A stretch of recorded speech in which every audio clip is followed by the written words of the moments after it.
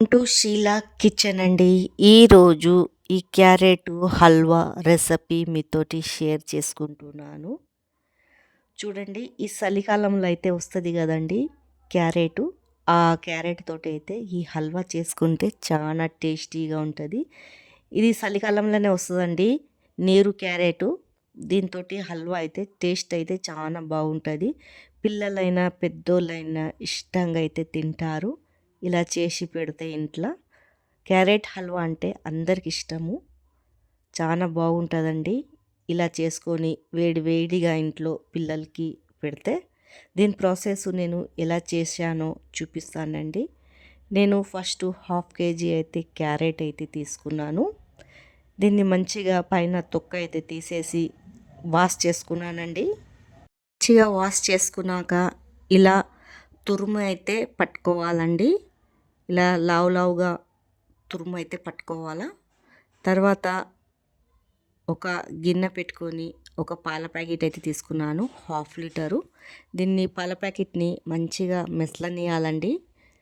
పాలని చిక్కగా రావాలా. ఒక 10 నిమిషాలు 15 నిమిషాలు మనము బాగా కాగనీయాల పాలని. టేస్ట్ అనేది అప్పుడే హల్వాలో అయితే బాగొస్తుంది. చూడండి, నేనైతే ఒక 10-15 నిమిషాలు బాగా కాగనిచ్చాను. తర్వాత ఇది పక్కకు పెట్టేసి ఒక ప్యాన్ అయితే పెట్టుకున్నానండి. దాంట్లో ఒక 2 చెంచాలు అయితే ఘీ వేసుకున్నాను. ఈ ఘీ అయితే కొద్దిగా వేడి ఎక్కాక కాజునైతే చిన్న చిన్న ముక్కలు అయితే కోసుకున్నానండి. మీరు కావాలంటే అన్ని డ్రై ఫ్రూట్లు అయితే వేసుకోవచ్చు. నేను ఉట్టి కాజు వేసుకుంటున్నాను. ఈ కాజుని మంచిగా దోరగా అయితే ఫ్రై అయితే చేసేసుకోవాలా. చూడండి, ఇలా దోరగా అయిపోయాక ఘీలో ఇలా స్లో మంట మీద కొద్దిగా దోరగా అయితే ఏంపాలా, మంట ఎక్కువ పెట్టొద్దండి. తర్వాత పక్కకైతే తీసేయాలా. తీసేసాక ఆ ఘీలోనే ఇది మనం తురుము పెట్టుకున్నాం కదండి క్యారెట్, అది వేసుకోవాలా. ఇవన్నీ అయితే వేసేస్తున్నానండి. చూడండి, ఇలా ఇవన్నీ అయితే వేసేసాక తర్వాత కలబెట్టుకోవాలండి. దీంట్లోనే మంచిగా ఏగాల, ఆ ఘీలోనే ఏంపాలండి. నీరు మాత్రం అయితే నీళ్ళైతే ఏం పొయ్యొద్దు. దీంట్లోనే నీళ్ళు వెళ్తుందండి. చూడండి, ఇలా కలపాలా.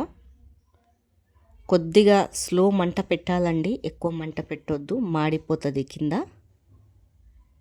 ఇలా తిప్పుతూనే ఉండాలా. మన చేయితోటే పనండి. ఇలా తిప్పితే దీంట్లో ఉన్న నీరంతా బయటికి అయితే వస్తుంది. చూడండి, నీళ్ళైతే ఏమాత్రం అయితే నీళ్ళు పొయ్యొద్దు, ఏంపుకోవాలా ఆ ఘీలోనే మంచిగా. తర్వాత స్లోగా పెట్టేసి ఒక్క 5 నిమిషాలు అయితే ఇలా మూత పెట్టాలండి. ఎందుకంటే మంచిగా ఉడికిపోతుంది స్లో మంట మీదనే. చూడండి, ఇలా మనం కుక్కర్లాగా ఇట్లా ఏం ఉడకపెట్టే అవసరం లేదు. తర్వాత మనకు తీపికి సరిపోయే అంత చక్కెర అయితే వేసుకోవాలా. మనం తీపి ఎంత తింటామో అంత వేసేసుకున్నాక దీన్ని మంచిగా ఇలా కలబెట్టుకోవాలా. దాంట్లో కొంచెం నీరు వెళ్తుందండి. చూడండి, ఇలా ఎంత మంచిగా ఉడికిపోయిందో మెత్తగా. చూడండి, తర్వాత ఇంకొక చెంచాడు ఘీ అయితే వేసుకుంటున్నాను పైనుంచి. ఇది వేసేసాక మంచిగా కలుపుకోవాలండి మరొకసారి. ఇదంతా దగ్గరికి పడాలండి. తర్వాత మనము కాగపెట్టుకున్న పాలైతే దీంట్లో వేసేసుకోవాలా. చూడండి, పాలు వేసుకున్నాక మొత్తము ఇది మంచిగా దగ్గరికి పడాల. ఈ మిశ్రమం అనేది దగ్గరికి పడాలండి. టేస్ట్ చాలా బాగుంటుంది ఇలా చేసుకుంటే. చూడండి, దగ్గరికి పడాలా ఇలా. తర్వాత మనము ఏంపి పెట్టుకున్న కాజు ఉంటుంది కదండి, అదైతే పైనుంచి అయితే వేసేసుకోవాలండి. మొత్తము దగ్గరికి పడిపోయింది ఇలా. చూడండి, కాజు వేసేసుకుంటున్నాను. తర్వాత పైనుంచి ఇలాచీలు దంచి పెట్టుకున్నానండి, ఆ ఇలాచీలు కూడా వేసేస్తున్నాను. వేసేసుకున్నాక మంచిగా మొత్తం కలబెట్టుకోవాలండి. ఇలా కొద్దిగా ఇంకా దగ్గరికి అయితే పడాలా. చాలా బాగుంటుందండి ఇలా హల్వా చేసుకుంటే. మీకు ఈ హల్వా ఇష్టం ఉన్నదైతే కామెంట్ బాక్స్లో కామెంట్ చేయండి.